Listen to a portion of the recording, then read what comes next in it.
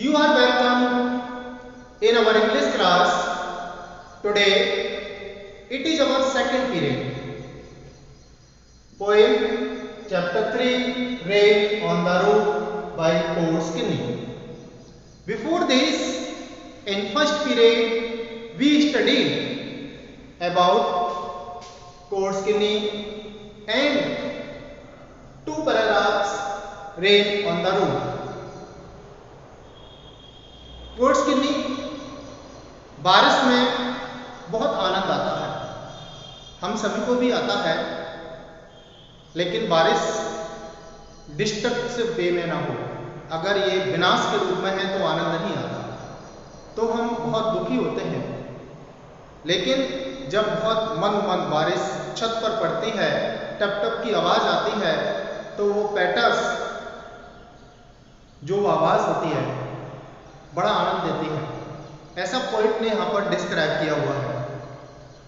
Bed पर बैठे हुए पोइट ने शो किया है कि पिलो लेकर के उसको दबाओ।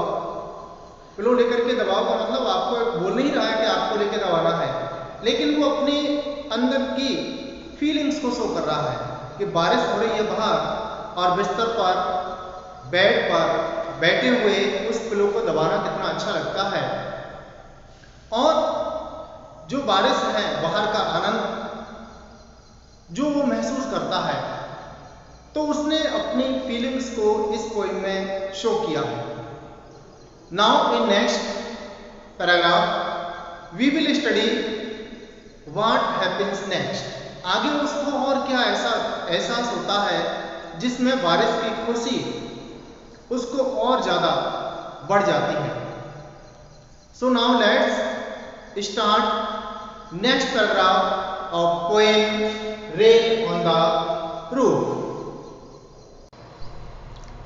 Now students, our next extract. Now in memory comes my mother. Now in memory, अब याद में। इससे पहले हमने स्टडी किया था कि हजारों तरीके का रिकलेक्शंस उसके माइंड में आना शुरू हो जाता है।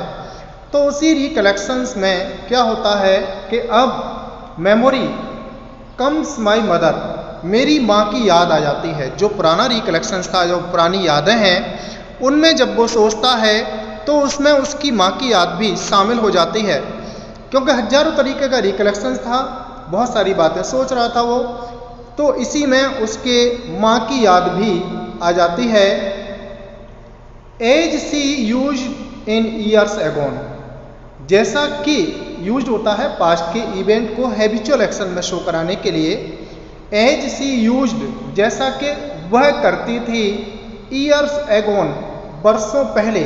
एगोन का मतलब समय, ऐसा समय जो बीत चुका, पास्ट का इवेंट है ये, तो पास्ट के इवेंट को शो कर रहा है कि वह समय जब मेरी माँ बरसों पहले कुछ काम करती थी। आगे हम स्टडी करेंगे, तो वो मेरी माँ की याद उस रिकलेक्शंस में शामिल हो जाती है कि मेरी माँ की याद जब आती है तो क्या होता है। To regard the darling dreamers. Darling dreamers मतलब बहुत प्रिय, बहुत प्यारे, अच्छे तरीके से देखना। फॉन्ड लुक, ड्रीमर्स स्वप्न, जो प्यारा सपना है, उस प्यारे सपने में मेरी माँ की याद आती है, जो कि उस समय माँ भी मुझे प्यार करती थी। जिस तरीके से माँ मुझे प्यार करती थी, तो उन सपनों में मेरी माँ की भी याद आती है। और ये एरा पास्ट के इवेंट को शो किया गया है। She left them till the don.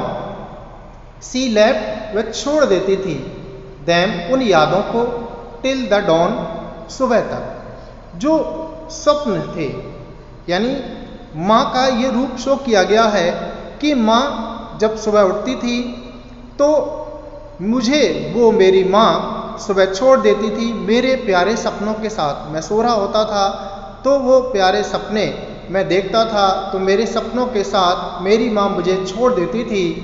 Oh I feel her fond look on me. I feel, मैं महसूस करता हूँ, हर फॉन्ड लुक, उसकी प्यार भरी नज़र, जो प्यार से वो पहले मुझे देखती थी जब मैं बहुत छोटा था, तो मुझे बेड पर वो छोड़ जाती थी और जिस प्यार भरी नज़र से वो मुझे छोड़ के जाती थी, आज भी मैं अपने ऊपर वही फॉन्ड लुक महसूस करता हूँ। माँ के उस प्यार भरी नज़र को मैं आज भी महसूस करता हूँ। As I list to this refrain, refrain का मतलब यहाँ लिस्ट का मतलब सुनना, टू दिस रिफ्रेन ये गीत एक सॉन्ग, जैसे कि पोइट ने अभी बताया है कि बारिश हो रही है और बारिश में कमरे में लेटना और उन यादों को सोचना, तो उसे रिकलेक्शन में उसे अपनी माँ की याद आती है कि जिस तरीके से मैं इस गीत को सुन रहा हूँ उसी तरीके से मेरी माँ भी जब थी तो मुझे छोड़ जाती थी, उसी समय भी बारिश होती थी तो मेरी माँ मुझे उन यादों के साथ, मुझे प्यारे सपनों के साथ छोड़ जाती थी। Which is played upon the singles, जो कि सिंगल्स जो टाइलें हैं, जो छत है उस पर प्लेड अपॉन बजाया जाता है। संगीत बजाने का मतलब यहाँ पर है बारिश की बूंदों का गिरना। बारिश की बूंदें जब उस टाइलों पर, छत पर गिरती हैं तो जो आवाज़, जो सॉन्ग वहाँ से प्रोड्यूस होता है, वही सॉन्ग मुझे मेरी माँ के उस समय का सॉन्ग याद आता है, उस समय मेरी माँ की याद भी आ जाती है। By the pattern of the rain, बारिश के टन-टन या पट-पट की आवाज़, बारिश के उस टन-टन की, पट-पट की आवाज़ के साथ मेरी माँ की वो पुरानी यादें उस कलेक्शन में शामिल हो जाती हैं। Now students, literary devices in the poem. First of all, rhyme scheme. Rhyme scheme: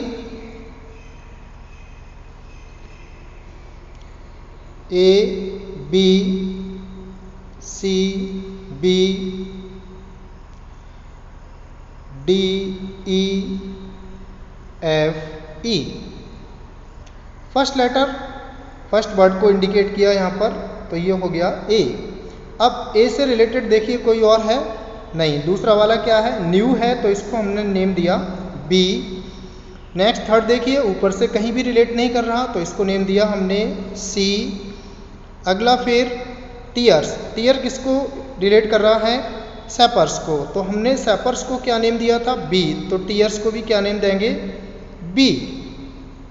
अगला है देखो पिलो, पिलो ऊपर कहीं है नहीं है, पिलो से रिलेटेड कोई वर्ड नहीं है, तो हमने इसको एक नया नेम दिया फिर D।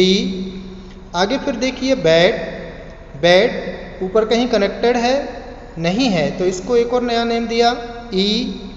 आगे पैटर, पैटर ऊपर कहीं कनेक्ट है नहीं है, तो इसको भी एक नया नेम दिया F। ओवरहेड, ओवरहेड किसको है, बेड, बेड और ओवरहेड, बेड को हमने क्या नेम दिया है E, तो इसको भी नेम दे देंगे E। इस तरीके से हमारा राइमिंग जो वर्ड्स के साथ राइमिंग स्कीम बनेगी वो बनेगी A, B, C, B, D, E और F, E।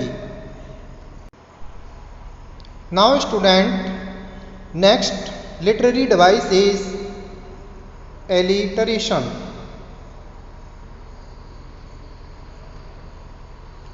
एलिटरेशन, एलिटरेशन क्या है, रिपीट वर्ड होता है, कंसोनेंट साउंड से रिलेटेड रिपीट वर्ड होता है। एज, ह्यूमिड में H, हावर में H, ये कंसोनेंट साउंड शो करते हुए रिपीट हो रहा है। नेक्स्ट देखेंगे तो स्टेरिसपायर्स, इसमें S ये लेटर है, ये रिपीट हो रहा है। नेक्स्ट देखेंगे तो प्रेस, P, पिलो में P, ये भी कंसोनेंट साउंड, पा साउंड है, वो रिपीट हो रहा है। नेक्स्ट लाई, लिसनिंग, इसमें ला, ये साउंड रिपीट हो रहा है, तो इससे यहाँ पर इन लाइंस में क्लियर होता है कि इसमें लिटरेरी डिवाइस है वो है एलिटरेशन। एंड स्टूडेंट्स, नेक्स्ट इसमें देखते हैं, ये होता है ओनोमाटोपोइया, कुछ लोग इसको ओनोमाटोपोइया भी बोलते हैं। स्पेलिंग होती है ONOMATOPOEIA,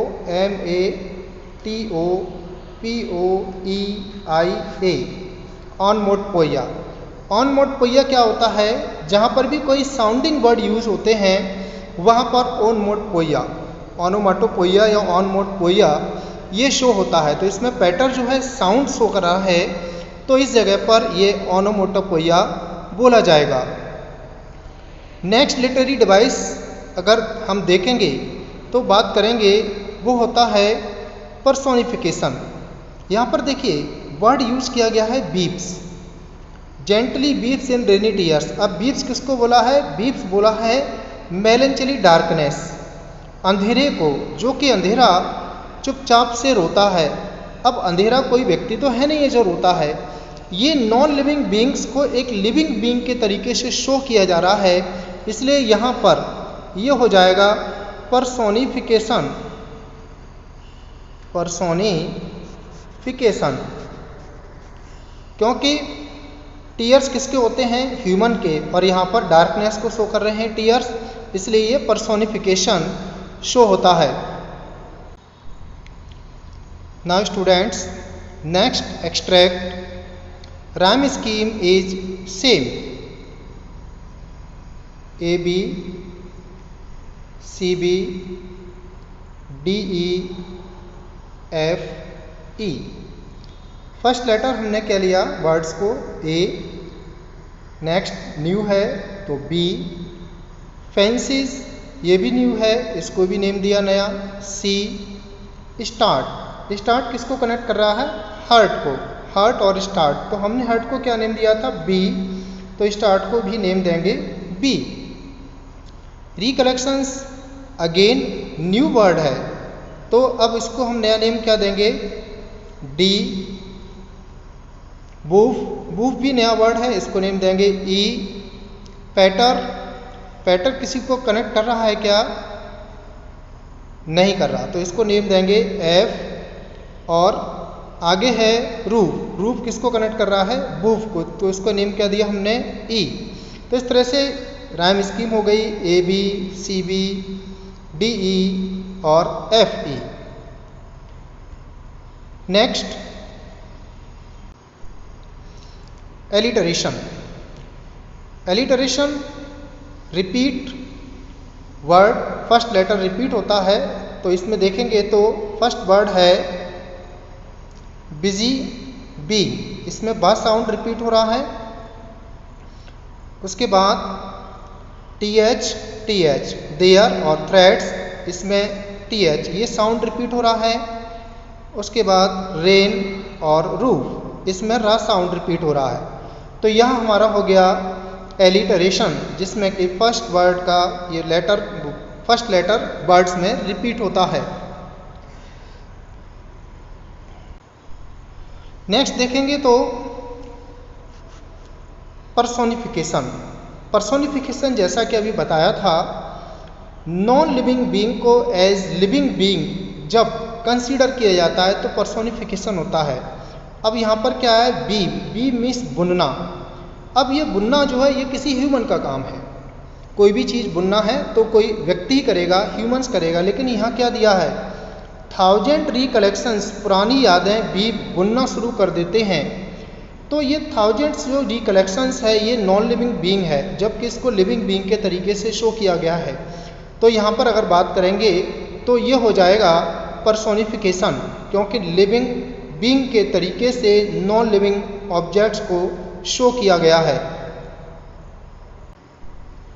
नेक्स्ट ऑनमाटोपोइया, जिसमें साउंडिंग वर्ड यूज होता है, तो टिंकल ये साउंड को यूज कर रहा है, और पैटर, साउंड के लिए दो वर्ड यूज किए गए हैं, tinkle and pattern, so it is ऑनमाटोपोइया।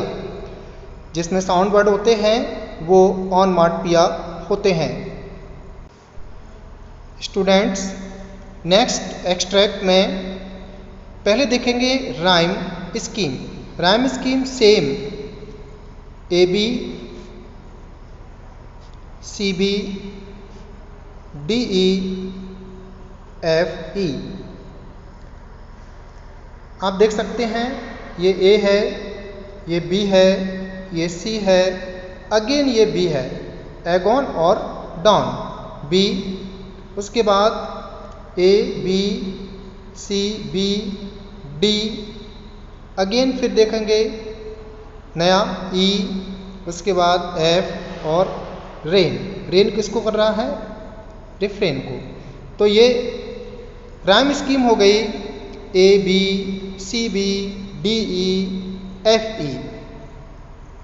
Next देखेंगे तो एलिटरेशन। एलिटरेशन में मेमोरी,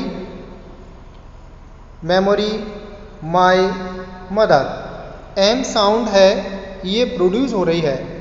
और देखेंगे तो इसमें डार्लिंग, ड्रीमर्स, डा, डी को यहाँ पर रिप्रेजेंट किया जा रहा है जिससे शो हो रहा है कि ये एलिटरेशन है। और पैटर ये ऑनमाटपिया है क्योंकि ये साउंडिंग वर्ड दिया हुआ है। इस तरीके से ये अगर इसमें बात करें तो लिटरेरी डिवाइसेस थे। और राइम स्कीम अगर देखें तो सेम वही है, सभी में कोई चेंज नहीं है, सभी में एक सी राइम स्कीम है। So students, this is the study of our poem rain on the roof. Study the chapter carefully. Any problem? You can call me. Thank you.